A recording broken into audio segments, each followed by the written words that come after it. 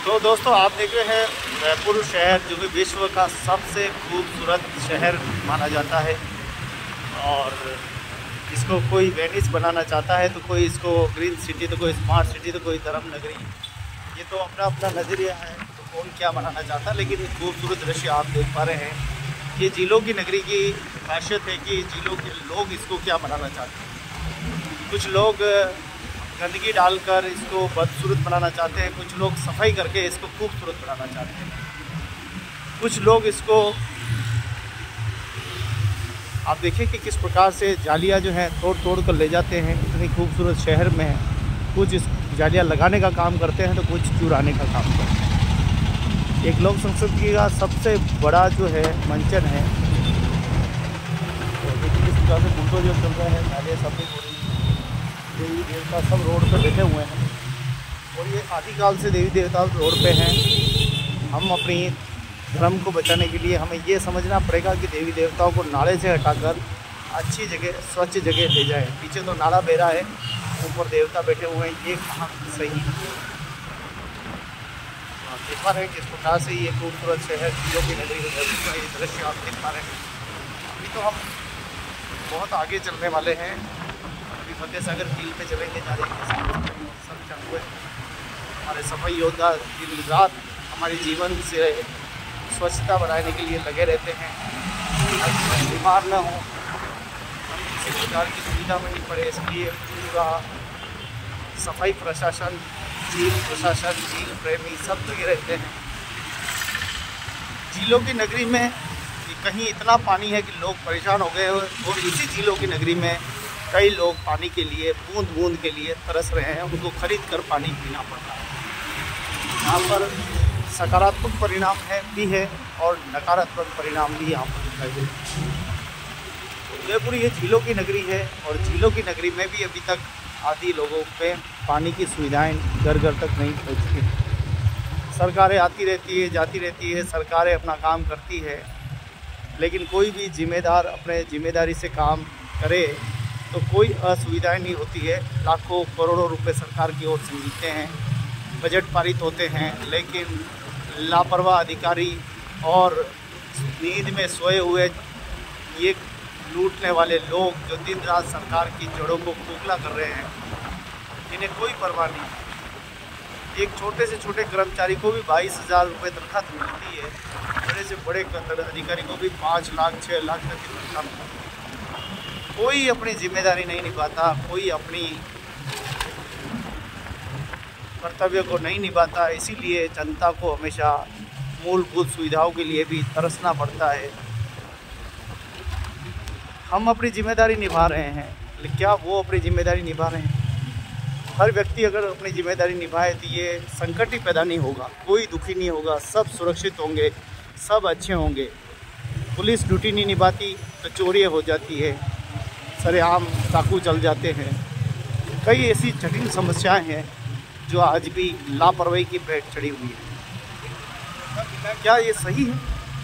यही सबको सोचना होगा, ये सबको समझना होगा कि हम किस देश बनाना चाहते हैं। एक तरफ तो हम विश्व गुरु देश बनाना चाहते हैं, वहीं हम अपने लखन को नहीं देखते, हम अपनी इंसानियत को नहीं देखते। हम इसी देश को, आज एक बड़ी जटिलता है। पहले सरपंच हुआ करते थे, गांवों को बसाते थे। आज के सरपंच, बड़ी शर्म की बात है कि भू माफिया बन गए। आओ आओ सब आओ, ज़मीन ले लो। अपनी ही पंचायत को बेच बेच कर खा रहे हैं। कैसी बेशर्मी वाली बात है। चंद रुपयों के लालच में अपने ज़मीर को बेच दिया, इससे ज़्यादा और क्या चाहिए? धिक्कार होना चाहिए। चंद रुपये के लालच में लोग लगातार अपनी मातृभूमि को बेचते जा रहे हैं। बेचने का भी एक तरीका होता है, तरीके से नहीं, बस कैसे धन आए, कैसे गाड़ी आए, कैसे बंगला आए, कैसे नौकर चाकर काम करे, बस ऐशो आराम से ज़िंदगी निकालने के लिए हर एक आदमी लगा हुआ है कि बस करोड़पति बन जाऊं, पैसा आ जाए, पैसा आ जाए, पैसा आ जाए। अरे बंदे, जब तू संसार में आया खाली हाथ आया और खाली हाथ जाएगा। कफन में भी जेब नहीं होती, और वो कफन बनाने वाले को नहीं पता कि कफन कौन पहनेगा। कफन पहनने वाले को भी ये पता नहीं होता है कि ये कफन मुझे कब पहनाया गया, क्यों पहनाया गया। क्यों इतना अपने देश को बर्बाद कर रहे हो? प्रगति में योगदान दो, प्रगति के विकास में योगदान दो, लेकिन विनाश में योगदान दे रहे हो। देखिए, प्रकृति ने हमको कितना कुछ दिया है, लेकिन आज प्रकृति से हम सब लेते ही जा रहे हैं, लेते ही जा रहे हैं, लेते ही जा रहे हैं। देने का तो कोई भी नाम नहीं है, सिर्फ लेने का नाम है। कहने का भाव ये है कि ये क्या हो गया है मेरे देश को, किसकी नज़र लग गई है, न जाने क्या इंसान का न रहा। हर आदमी अंदर से कुछ और बाहर से कुछ और दिखाई देता है। देखो, कल तक पानी बह रहा था, अभी थोड़ा थोड़ा पानी बह रहा है। और कैसे देखो, प्रकृति ने हमको सब कुछ दिया है। राजा महाराजाओं ने भी हमको बहुत कुछ दिया है, लेकिन हमने अपनी संस्कृति और प्रकृति को क्या दिया, ये समझने की आवश्यकता है, ये सोचने की आवश्यकता है कि हम अपनी प्रकृति को कैसे बचा सकते हैं, हम अपनी प्रकृति को कैसे संवार सकते हैं। इस बात की हर आदमी को चिंता करने की आवश्यकता है। किस तरह से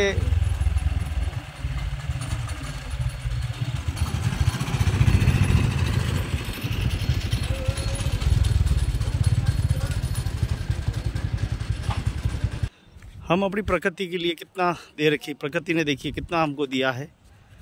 प्रकृति का बहुत बड़ा हम पर एहसान है। प्रकृति से हम लेते जा रहे हैं, लेकिन दे कुछ नहीं रहे हैं। जिस प्रकार से प्रकृति ने हमको ये पेड़ पौधे, जीव जंतु सब दिया है, आज ऐसा हो गया है कि जंगल में रहने वाले छोटे छोटे जीव एक दूसरे के पूरक होते हैं, उनको मार मार कर व्यक्ति खा गया है। अब बेचारे वो भूखे क्या करें, वो तो बाहर आएंगे और बाहर आएंगे तो हमला भी करेंगे और किसी न किसी को पेट भरने के लिए शिकार तो बनाएंगे। इनसे ज़्यादा खतरनाक तो ये आज के भेड़िए हैं, जो हमारे प्रशासनिक अधिकारी हैं, वो लूटते जा रहे हैं। कैसी व्यवस्था है ये? करोड़ों रुपए की न्याय व्यवस्था के बाद भी लाखों करोड़ों की तनख्वाह लेते हैं, फिर भी न्याय नहीं मिलता।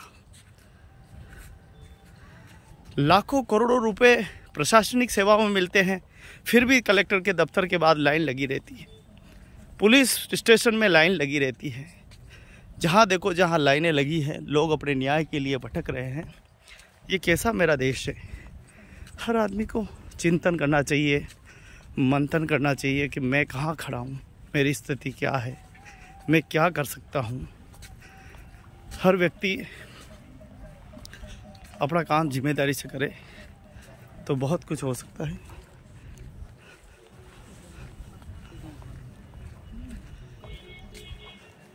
कितना खूबसूरत शहर है उदयपुर पूरा। इस शहर को देखने के लिए लोग देश और दुनिया से आते हैं। राजा महाराजाओं द्वारा बनाए गए इन कार्यों को सराहना करते हैं और पूरे देश में वाहवाही लूटते हैं। हमारा देश में आजकल सरेआम चोरियां होने लगी है, डकैती होने लगी है, कई पुलिस वाले तक के मोबाइल छीन के भाग रहे। इतना अपराध जन्म ले रहा है। क्या कर रहा है ये प्रशासन? अच्छे दिनों के वादे करते हैं, ये अच्छे दिन है? मजबूत कानून नहीं है आपके पास, हर व्यक्ति परेशान, या हर आदमी राम भरोसे जी रहा है, व्यवहारी सा जी रहा है, कानून का तो कोई सहयोगी नहीं है। किसी भी आदमी को जरा सा कुछ कह दो तो आग बबूला हो जाता है, जैसे दुनिया का सबसे बड़ा गुनाह उसने कर लिया। किसी को जेल में अगर किसी को बोल दो ये मत डाल, कचरा न डाल, आग बबूला हो जाता है। क्यों नहीं डालूंगा? डालूंगा, 10 बार डालूंगा, ये शब्द मिलते हैं। व्यक्ति के अंदर गुस्सा इतना समावेश है कि किसको क्या कहें। तो बहुत ही खूबसूरत शहर है हमारा। इसको खूबसूरत बनाने के लिए हमारे सफाई योद्धा लगातार लगते रहते हैं और इसको साफ सुथरा करते रहते हैं, कहीं कचरा ना हो। लेकिन व्यक्ति को अपने दिमाग की गंदगी भी बाहर निकालनी पड़ेगी, जब जाके साफ सफाई होगी। जब तक व्यक्ति अपनी दिमाग के कचरे को बाहर नहीं निकालेगा, तब तक कोई सफाई काम नहीं करेगी। ये देखिए कितना खूबसूरत है और शानदार व्यवस्था कर रखी है। फतेह सागर एक ऐसा स्टेज है। ये क्या चीज़ है? गश्त के लिए ना, गश्त के लिए के पर्यटकों के लिए, गश्त के लिए, बचाव राहत।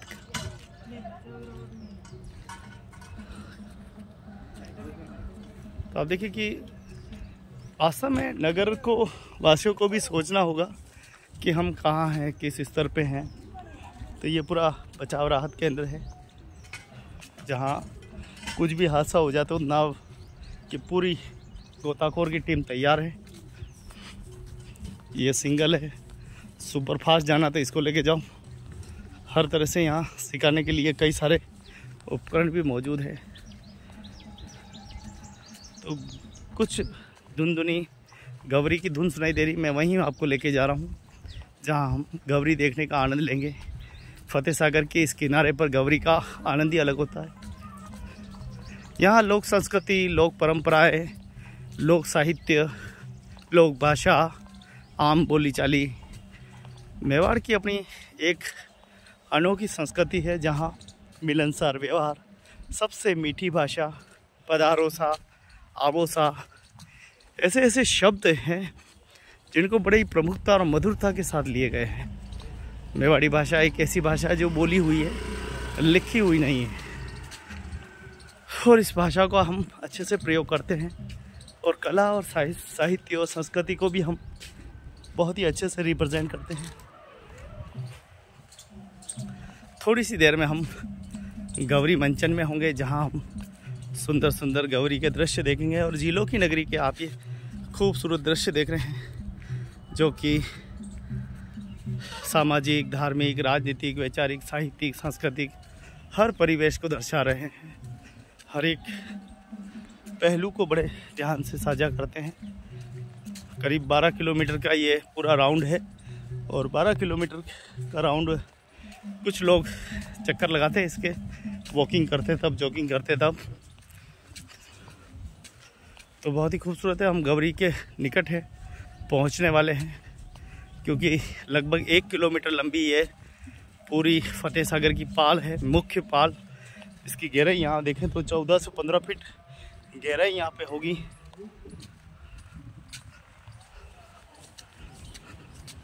सर गौरी नाच रही है। हाँ, गौरी नाची। तो आप कहाँ जा रहे? वो बाइक लेके आता था अरे मेरी उधर ही पड़ी है। हाँ, तो देखिए कितना खूबसूरत है। और इस खूबसूरत में जब मज़ा और आता है जब खूबसूरत लोग और इस मेवाड़ के प्रबुद्धजन जब मिल जाते तो और इसमें चार चांद लग जाते हैं। गौरी का मंचन हो रहा है और हम उदयपुर की इस सुंदरता के बारे में बात कर रहे हैं, आज के वातावरण के बारे में बात कर रहे हैं, आज की समस्याओं पे बात कर रहे हैं। सुंदर शहर तब बनता है जब व्यक्ति की भावनाएं सुंदर हो। अगर भावना में ही कुटिलता भरी हुई है तो क्या सुंदर और क्या खराब। कचरा व्यक्ति के मस्तिष्क में नहीं होना चाहिए। बिल्कुल सही। जब मस्तिष्क में कचरा आएगा तो झीलों में भी डालेगा। क्यों डालेगा? कहाँ डालेगा? तो आज के व्यक्ति गुस्से में क्यों? आखिर क्रोध का कारण क्या है? क्रोध का कारण तो सर एक्चुअली स्वस्थ भारत मिशन जो है उसके बारे के अंदर सरकार की इसको ऑप्शन अभियान जो चलाया है, लेकिन सरकार पूरा इतना नहीं करते। हर व्यक्ति को अपना कर्तव्य निभाना पड़ता है। स्वस्थ सारे कचरा हर जगह पे डस्टबिन लगा हुआ है। उदयपुर एक पर्यटक नगरी है जहाँ मेवाड़ बहुत बड़ा इतिहास के अंदर बसा हुआ है, जो इतिहास कभी झुकता नहीं है। जब मेवाड़ का इतिहास अगर सुनते हैं तो इंसान के अंदर अपने आप जोश आ जाता है। तो इस वजह से हर भारत के हर नागरिक को अपना स्वच्छता की तरफ से एक लिमिटेड दरबार के पास प्रशासन था, तब भी प्रशासनिक व्यवस्थाएं अच्छी थी, लोग अपराध नहीं करते थे। आज लाखों करोड़ों अरबों लेने के बाद भी अधिकारी काम नहीं करते। भ्रष्टाचार बढ़ता जा रहा है, चोरियां बढ़ती जा रही है, डकैत बढ़ती जा रही है। एक्चुअली इसमें होता क्या है, कभी कभी कोई जो ऐसा मामला हो जाता है तो सरकार के अपनी पॉलिटिक्स के लिए अपने अपने वोट बैंकों के अंदर से वो लोग अपना अपना ये कर देते हैं। जब अधिकारियों को क्या लेना देना, उनको तो काम का पैसा मिलता है ना।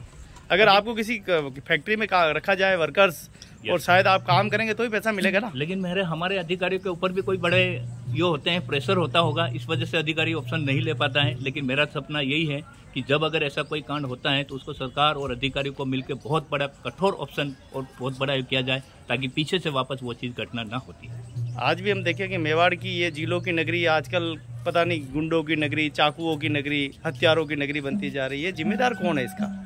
हथियारों को क्या आदमी जिम्मेदार है? क्या प्रशासन? आदमी तो नहीं है, प्रशासन ही है जिम्मेदार। प्रशासन के साथ में फिर पॉलिटिक्स भी है। लाखों करोड़ों तनख्वाह लेते हैं इस बात की, क्या फ्री में काम करते? क्या नहीं करते? बिल्कुल नहीं करते। आप क्या सोचते हो एक नागरिक? हम तो ये सोचते हैं कि बिल्कुल प्रशासन को अपने जगह पे अपना कर्तव्य निभाना चाहिए। आज यहाँ खड़े तो आप प्रशासन की रिस्पॉन्सिबिलिटी खुद की रिस्पॉन्सिबिलिटी बताइए, यहाँ आज खड़े हैं तो प्रशासन के रिस्पॉन्स से खड़े हैं, बिल्कुल है। क्या प्रशासन की भागीदारी है यहाँ? अभी तो नहीं है भागीदारी, लेकिन आते नहीं है, टाइम पे पहुँचते नहीं है। उनकी जिम्मेदारी है ना, उनकी जिम्मेदारी बिल्कुल। जहाँ कहीं पे भी कोई चीज होता है तो उसमें प्रशासन को। देश में कितने कानून है, शायद स्मोक कानून है, गलत बोलने पर कानून है, मछली पकड़ने पे कानून है, स्वच्छता का कानून है। क्या यहाँ हम खड़े हैं, क्या एक भी कानून दिखाई दे रहा है आपको? अभी तक तो एक्चुअली फॉलो किया जाइए वैसे ऐसे कानून को, प्रशासन के सबके अधिकारी, सबको तनख्वाह मिलती है, सबका निगाह होता है, सभी विभाग का, सभी चीजों का। उसको अगर कानून को फॉलो किया जाए तो कभी भी ऐसी घटना नहीं होती। झीलों की नगरी में लोग प्यासे, पानी नहीं है, बिल्कुल है। लोगों के घरों में पानी नहीं आ रहा, टैंकर से मंगा के पी रहे। क्या ये इसके पीछे अधिकारी जिम्मेदार नहीं? क्या उनको तनख्वाह नहीं मिलती? मिलती है, बिल्कुल मिलती है। और वो कहते हैं कि नहीं साहब टंकी बनेगी तब पिलाएगी, तो तनख्वाह मत लो तुम भी। एक्चुअली पिछले कुछ टाइमों से पहले से उनका रवैया ऐसे बना हुआ है। हाँ, इसी वजह से अभी सरकार ने लगभग 133 IAS RS अधिकारियों का तबादला किया हुआ है। तो ऐसी चीजों को देखते हुए तबादला कर रही है। आप क्या सोचते हैं? तबादला होना चाहिए, तनख्वाह बंद होनी चाहिए, काम नहीं तो पैसा नहीं होना ये चाहिए सर कि जब कोई कर्मचारी ऐसे जंगल में पड़े हुए हैं, उन लोगों को अभी तक कोई पूछने वाला नहीं है। और जो आज भी 15 से 20 साल तक अगर शहर में अपनी व्यवस्था से बढ़िया काम कर रहे हैं, उन लोगों को अभी तक पता नहीं कि जब कोई देश में झीलों की नगरी है, वहाँ पे कहाँ पे क्या हो रहा है, क्या नहीं हो रहा है, उसको अधिकारियों को जाके पहुँचना चाहिए। आजकल हम वाहवाही में मर जाते हैं, इसने बढ़िया काम किया। अरे वाहवाही नहीं करनी है, हम तो ये बताओ समस्या क्या है? समस्या तो काफी ये चीजें उदयपुर की सभी जब खराब जाती हैं। एक आदमी नौकरी जाता है, नौकरी से घर जाता है, राम भरोसे जाता है, प्रशासन का कोई रोल नहीं है यहाँ। बिल्कुल सही बात है। बीच में कोई उसको मार दे या उसके साथ कोई घटना हो जाए तो इसका जिम्मेदार तो मोटी तनख्वाह लेने वाले हैं ना, उनको होना चाहिए। बिल्कुल फैक्ट, आपकी बात को मैं बिल्कुल एग्री करता हूँ और बिल्कुल ये बात को सही माननी चाहिए। वैसे प्रशासन को बिल्कुल अलर्ट होना चाहिए और काफी टूरिस्टों के भी लिए। इसीलिए कहता हूँ कि व्यक्ति को पहले दिमाग का कचरा निकालना चाहिए। सही बात है, फिर अपना घर का कचरा निकालना चाहिए, फिर अपने देश के लिए। देखो अच्छा काम करेंगे, शायद आप और हम मिलके तारीफ करेंगे उनकी, लेकिन यहाँ पर्यटक सेफ नहीं है, यहाँ आम आदमी सेफ नहीं है, यहाँ पर झीलों के पास में कोई सुविधाएं नहीं है। यहाँ पे कौन मछली पकड़ रहा है, कौन हत्या कर रहा है, कौन क्या कर रहा है, कौन बियर पी रहा है, दारू पी रहा है, गलत काम, पाउडर तक। थोड़ा सा सर प्रशासन के अंदर से मैं थोड़ा कहना चाहता हूँ कि वास्तविक में इनको जमीन स्तर पे इनकी निगरानी की जाए कि वास्तविक में जो गुनाहगार है वो नहीं लपेटा, वो नहीं पकड़ में आता है। जो निर्दोष जो होता है, जहाँ पे उनका अभियान चलता है, उस टाइम में जब निर्दोष कोई आदमी होता है उसको तुरंत पकड़ के वो अपना खाने पूर्ति पूरी कर देते हैं, लेकिन उसकी पूरा बैकग्राउंड उसका पता किया जाता है कि आदमी कैसा है। ये हम सिर्फ पर्टिकुलर उदयपुर की बात नहीं कर रहे, हम पूरे देश की बात कर रहे हैं। अच्छा हाँ, लेकिन हमारे क्योंकि देश में कानून मजबूत चाहिए, जब तक कानून मजबूत नहीं आएंगे तब तक ये देश में ये होता ही रहेगा, बिल्कुल। यानी गंदगी को निकाल के फेंकना है तो सदन को सोचना होगा। धन्यवाद सर। Okay sir. ये उदयपुर की जटिल समस्याओं पर बात कर रहे थे, देश और दुनिया की समस्याओं पर बात करते थे कि राजा महाराजाओं के शासन में भी अच्छे कानून हुआ करते थे, सजा तुरंत मिलती थी, लेकिन आज हम देखें कि कहीं न कहीं सरकार के महकमा सही काम नहीं कर रहा है। इसी वजह से आज हमें जो है आज भुगतना पड़ रहा है। आप देखिए किस प्रकार से हम समस्या से गुजर रहे हैं। प्रशासन को अपनी जवाबदेही और जिम्मेदारी का एहसास होना चाहिए, ताकि ये जवाबदेही हो, उनकी जिम्मेदारी हो, वह इस काम को पूरा करें। ये एक पुलिस वाले भाई साहब खड़े हैं, अब पता नहीं